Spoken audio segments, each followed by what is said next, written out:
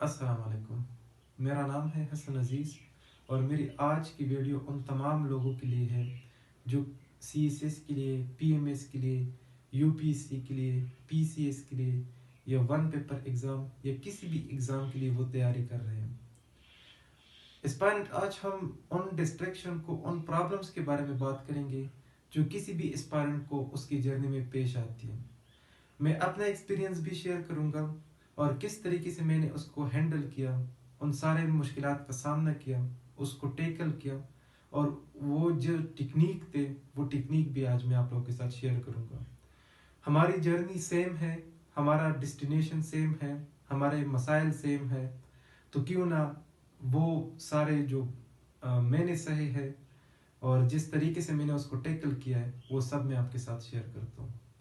Aspirant, जो सबसे बड़ी प्रॉब्लम आती है किसी भी एस्पायरेंट को उसकी जर्नी में, वो होती है डीमोटिवेशन। जब हम पहले दिन स्टडी स्टार्ट करते हैं तो हम बहुत मोटिवेटेड होते हैं, हमारा एनर्जी फुल हाई लेवल पे होती है, लेकिन कुछ दिनों के बाद जब हमारा टास्क पूरा नहीं होता, हमारा गोल पूरा नहीं होता, तो हम डीमोटिवेट हो जाते हैं। स्टडी से हमारा दिल भर जाता है, स्टडी नहीं हो पाती है। उस दौरान हमें क्या करना चाहिए और किस तरीके से हमने खुद को वापस ट्रैक पे लाना है। इस पैरेंट, यहाँ पर मैं आप लोगों को एक बात बताता चलूँ। ये डीमोटिवेशन हर बंदे को होती है, हर बंदा इस डीमोटिवेशन के फेज से गुजरता है, लेकिन कामयाब लोग वही होते हैं जो उस डिमोटिवेशन को टैकल करते हैं। वो फिर अपने आप को सही रास्ते पर लेके आते हैं, ट्रैक पर आ जाते हैं। तो अब इस डिमोटिवेशन को हमने किस तरीके से टैकल करना है वो मैं आप लोगों को बताता हूँ। सबसे पहले जो भी जर्नी आप लोगों ने शुरू करनी है ना, आप लोगों ने उसमें अपना मोटिवेशन ढूंढना है, अपना इंटरेस्ट ढूंढना है कि मैं ये क्यों करना चाहता हूँ। फॉर एग्जाम्पल, वो मोटिवेशन आपके लिए कोई गुड्स भी हो सकती है, कोई चीज़ भी हो सकती है। यानी फॉर एग्जांपल मैं इसलिए कर रहा हूँ CSS के मुझे ग्रीन नंबर प्लेट की गाड़ी मिलेगी, मुझे प्रोटोकॉल मिलेगा, एक अच्छी और सिक्योर लाइफ मिलेगी।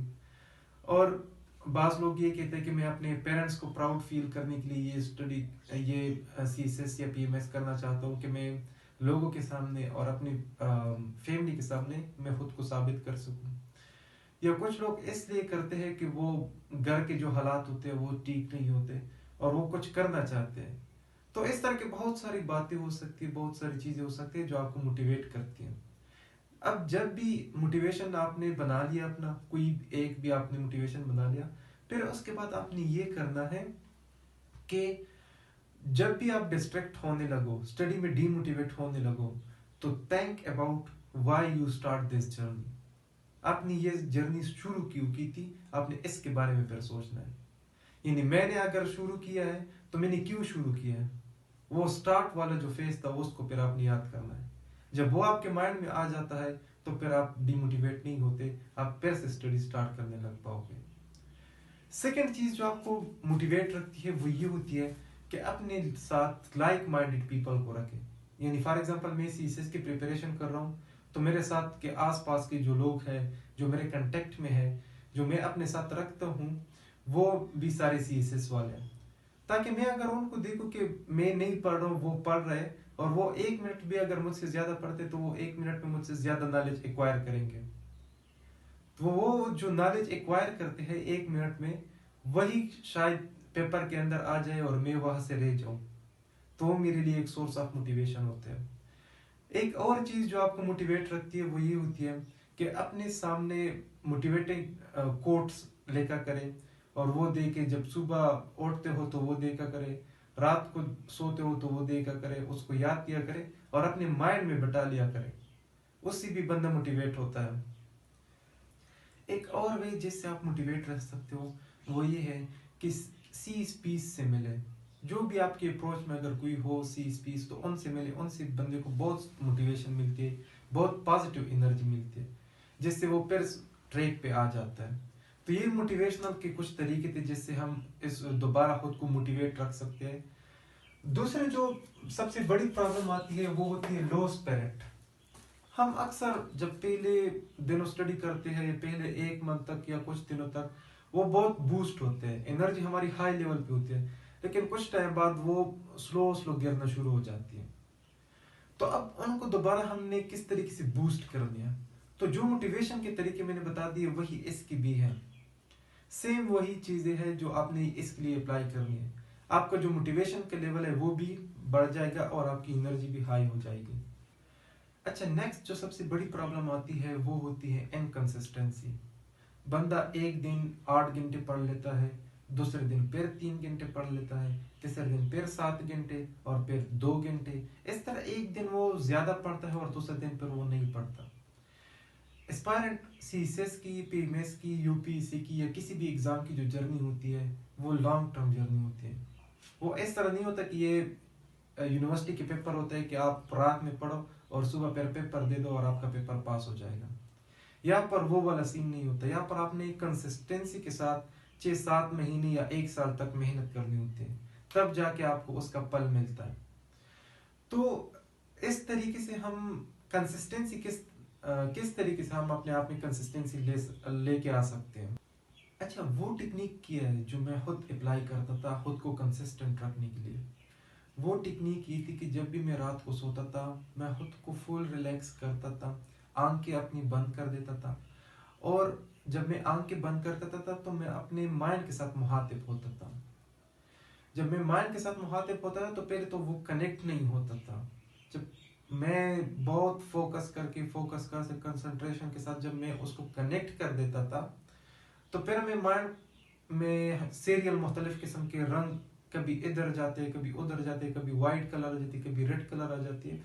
फुल एक फिल्म वाला सीन चल रहा होता था, क्योंकि वो कंसंट्रेशन नहीं थी, फोकस नहीं था। जब मैं थोड़ा और फोकस करता था तो फिर मेरा माइंड क्लियर हो जाता था। जब मेरा माइंड क्लियर हो जाता था after a lot of focus and concentration, फिर मैं जो भी कमांड देता था अपने माइंड को बिल्कुल उसी तरीके से ही होता था सब कुछ। फॉर एग्जाम्पल, मैं अपने माइंड को अगले दिन का टास्क दे देता था कि अगले दिन मैंने ये टॉपिक करने हैं और इसको मैंने पूरा करना है विदाउट एनी डिस्ट्रैक्शन। कोई भी डिस्ट्रैक्शन आपने नहीं लानी है मेरे माइंड में, और ये मैंने करना है। और जब आप ये कर लो तो फिर उसके बाद मैं आपको रिवार्ड दूंगा, और वो रिवार्ड ये होगा कि शायद मैं कोई मूवी देखूंगा, मैं आपको मूवी दिखाऊंगा, मैं कोई ड्रामे का क्लिप देखूंगा, मैं फनी वीडियोस देखूंगा वगैरह वगैरह, या मैं आपको फ्रेश करूंगा, मैं आउटिंग करूंगा। मैं उसको लालच देता था रिवार्ड का। तो आप यकीन माने इट वर्क्स। और बिल्कुल उसी तरीके से ही होता था। अगले दिन जब मैं उठता था खुद ही एनर्जी बूस्ट होती थी और खुद ही मैं पढ़ने बैठ जाता था। जब पढ़ने बैठ जाता था तो कोई भी डिस्ट्रैक्शन नहीं आती थी माइंड में। तो एस्पायरेंट, हमारा माइंड हमारा स्लेव है, हमारा गुलाम है। हम जो भी उसे कहेंगे वही वो करेगा। लेकिन प्रॉब्लम यह आती है कि हम अपने माइंड के साथ बात ही नहीं करते, हम अपने आप को टाइम ही नहीं देते। तो थोड़ा सा हमने खुद को टाइम देना है। ये वाला टेक्निक आप लोगों ने अप्लाई करनी है। ये मैंने खुद पर उसको नाम दिया था अपने आप से कि सेल्फ हिप्नोटिज्म, कि मैं अपने आप को हिप्नोटाइज कर रहा हूँ, अपने आप को मैं बात मनवा रहा हूँ, अपने माइंड से मैं बात मनवा रहा हूँ। तो उस तरीके से आप भी अपनी बात मनवा सकते हैं। एक तो ये फायदा हो सकता है कि कोई डिस्ट्रैक्शन नहीं आती, एनर्जी फुल हाई होती है, कुछ भी नहीं होता। जिस तरीके से आपने कमांड दिया होता है ना, बिल्कुल उस तरीके से वो इम्प्लीमेंट करता है। और दूसरा फायदा उसका ये होता है कि उसमें हाई फोकस की जरूरत होती है, और इससे आपका फोकस लेवल इतना बढ़ जाता है, इतना बढ़ जाता है कि आप एक बार 2 बार किसी चीज को पढ़ते हो तो फिर वो आपके माइंड से नहीं निकलता, क्योंकि वो हाई फोकस के साथ हाई फोकस मेंटेन हो गया होता है उस वक्त। और वो फोकस के साथ जब आप किसी चीज को पढ़ते हो तो फिर वो बहुत देर तक आपके माइंड में रहता है, फिर वो निकलता नहीं है। तो एस्पायरेंट, आप लोगों ने भी ये वाला टेक्निक जरूर अप्लाई करनी है। और जब आप लोग भी ये अप्लाई करो और रिजल्ट आपको अच्छा मिले, पॉजिटिव रिजल्ट मिले, तो आप लोगों ने दुआएं करनी है और कमेंट में डन लिखना है कि हाँ, आपका जो टेक्निक था वो काम कर गया। एक और प्रॉब्लम जो आती है वो होती है डिस्ट्रैक्शंस ड्यूरिंग द स्टडी। जब भी हम स्टडी करने बैठते हैं तो डिस्ट्रैक्शन आ जाती है। तो एक तो ये वाला टेक्निक काम होता है जो सेल्फ हिप्नोटिज्म वाला मैंने आप लोगों का भी बताया। और दूसरा उसके लिए जो टेक्निक यूज होता है डिस्ट्रैक्शन को अवॉइड करने के लिए, वो होता है पोमोडोरो टेक्निक। Pomodoro technique. अब ये पोमोडोरो टेक्निक क्या होती है? अच्छा, इस बार पोमोडोरो टेक्निक में आप लोगों ने क्या करना है और ये किस तरीके से होती है? पोमोडोरो टेक्निक में फॉर एग्जांपल हम 1 आवर को लेते हैं, 1 घंटे को हम लेते हैं। 1 घंटे को फॉर एग्जांपल हम मानते हैं कि इसमें हमने स्टडी करनी है, तो हमने जो 1 घंटे से पहले वाला थोड़ा सा टाइम होता है उसमें अपने माइंड से बात करनी है कि 1 घंटा मैंने पढ़ना है, उसमें 50 मिनट्स में पढ़ूंगा और 10 मिनट्स फिर मैं आपको रिवार्ड दूंगा। अगर आपने मुझे 50 मिनट सही पढ़ने दिया तो फिर मैं 10 मिनट्स के लिए आपको रिवार्ड दूंगा। फिर उस दौरान आपने अपने मोबाइल फ़ोन को स्विच ऑफ करना है और जो भी जितनी भी चीज़ें हैं डिस्ट्रैक्शन की वो सब आपने हटा देनी है और स्टडी के लिए बैठ जाना है। जब आप 50 मिनट्स फुल स्टडी कर लो फिर उसके बाद आपने 10 मिनट्स का एक रिफ्रेशमेंट पीरियड होता है और वो आपने लेना होता है। फिर उसमें आप फ़ोन ले लो या कुछ भी, आप पानी पियो, वो सब करो। और फिर उसके बाद फिर जो नेक्स्ट आवर शुरू होता है फिर आपने मोबाइल फ़ोन इस तरह रख देना है साइड पे और स्टडी करनी है 50 मिनट्स के लिए, फिर 10 मिनट के लिए रेस्ट करना है, फिर उसके बाद 50 मिनट स्टडी, फिर 10 मिनट रेस्ट। इस तरीके को पोमोडोरो टेक्निक कहते हैं और इस तरीके से फिर वो डिस्ट्रैक्शन नहीं होती भी है, जो स्टडी होती है उसके बीच में डिस्ट्रैक्शन नहीं होती। अच्छा, इस बार एक और टेक्निक मैं आप लोगों के साथ शेयर करता हूँ जिससे आप लोग मोटिवेट हो सकते हो और आपका माइंड पर डिस्ट्रैक्ट नहीं होता। वो टेक्निक ये है कि अपने जो लॉन्ग टर्म का जो गोल है, यानी हमारा लॉन्ग टर्म का गोल क्या है कि हमने सीएसपी बनना है, ये हमारा लॉन्ग टर्म का गोल है, उसको हम शॉर्ट टर्म के गोल में डिवाइड करें। यानी अपने जो लॉन्ग टर्म गोल है ना उसको हम डिवाइड करें शॉर्ट टर्म में। किस तरीके से हम शॉर्ट टर्म में उसको डिवाइड करते हैं, हम डेली बेस पे अपने लिए टास्क बनाएं। यानी आज मैंने ये इतना पार्ट कवर करना है, आज मैंने इस सब्जेक्ट को कवर करना है, आज मैंने ये करना है, आज मैंने वो करना है। वो होते हैं हमारे छोटे छोटे टास्क। खुद अपने माइंड को हम ये टास्क देते हैं कि हमने ये करना है आज, और जब वो कर जाओ तो फिर उसके बाद आपने अपने माइंड को रिवार्ड देना है। क्योंकि जब भी आप टास्क पूरा करते हो ना तो बंदे को खुशी सी होती है, मोटिवेशन सी होती है कि हाँ मैं भी कर सकता हूँ। तो इस तरीके को आपने फिर अप्लाई करना है कि छोटे छोटे टास्क बनाओ और छोटे छोटे टास्क से ही बड़ा टास्क कंप्लीट होता है। एक तो ये टेक्निक है।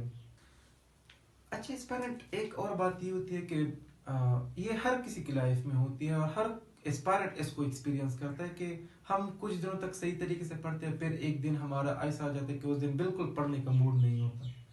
तो उस दिन बिल्कुल भी कोई टेंशन ना ले, उस दिन को एंजॉय करें, लेकिन पूरा दिन एंजॉय ना करें। अपने जो दिन होता है उसको आप 3 हिस्सों में डिवाइड करें, यानी जो 24 आवर्स होते हैं ना उनको 3 पार्ट्स में डिवाइड करें, 8 hours, 8 hours and 8 hours. For example ये वाले 8 आवर्स आपका दिमाग नहीं चल रहा है, आपका दिल नहीं कर रहा है स्टडी करने को, तो बिल्कुल ना करें। इसके अंदर खूब मजे करें, एंजॉय करें, मूवीज देखें, फ्रेंड्स के साथ एंजॉय करें, निकला करें, माइंड को फ्रेश करें। लेकिन जैसे ही आपका दूसरा हाफ शुरू हो जाता है फिर आपने जो टास्क होते हैं डेली के वो फिर आपने करने हैं। या अगर इसमें भी आपका दिल नहीं कर रहा है तो ना करे, कुछ भी ना करे, छोड़ दे। लेकिन जो तीसरा हाफ होता है ना उसमें फिर जरूर आपने कुछ ना कुछ टच करना है।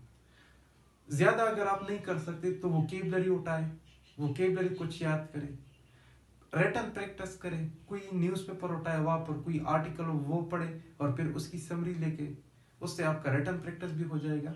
मतलब सिर्फ मेरा ये कि आप लोगों ने फुली वो गैप नहीं देना है स्टडी को, जरूर कुछ ना कुछ टच करना है डेली बेस पे, चाहे वो 1 घंटे के लिए ही क्यों ना हो। जिस दिन आपका एनर्जी लो हो उस दिन 1 घंटे के लिए करें, लेकिन जरूर करें। फिर अगले दिन फिर आपने ये वाला रूटीन फिर से फॉलो करना है, यानी अपना जो डेली बेस का रूटीन होता है वो आपने शुरू कर देना है। ये वाला रूटीन सिर्फ इसके लिए है जिस दिन आप लो फील करते हो, आपका दिल नहीं करता, तो फिर आपने बेशक आप उसको एंजॉय कर सकते हो उस डे को, लेकिन कुछ ना कुछ आपने जरूर करना है। उसमें आप वोकेबलरी भी कर सकते हो और रिटन प्रैक्टिस भी आप कर सकते हो। तो इन चीजों को आप लोगों ने करना है। ज्यादा अगर नहीं कर सकते तो कम से कम इनको करें ताकि आपका डे वेस्ट ना हो। अगर ये वीडियो आप लोगों के लिए हेल्पफुल है और आपको इससे फायदा हो रहा है तो उसका आगे भी शेयर कीजिए। वीडियो में जितना आप लोग एंगेज रहोगे उतनी ये वीडियो आगे बढ़ेगी और जितने ज्यादा लोगों तक पहुंचेगी उतना ज्यादा लोगों तक उसका फायदा होगा। और आपके अगर एंगेज रहने से, आपके एक लाइक से, शेयर करने से दूसरे लोगों का फायदा हो रहा है तो क्यों ना करें हम। वैसे भी ये बहुत मतलबी दुनिया, कोई दूसरे के बारे में नहीं सोचता, लेकिन अगर हमारे एक क्लिक से दूसरों का फायदा हो रहा है तो लेट इट बी।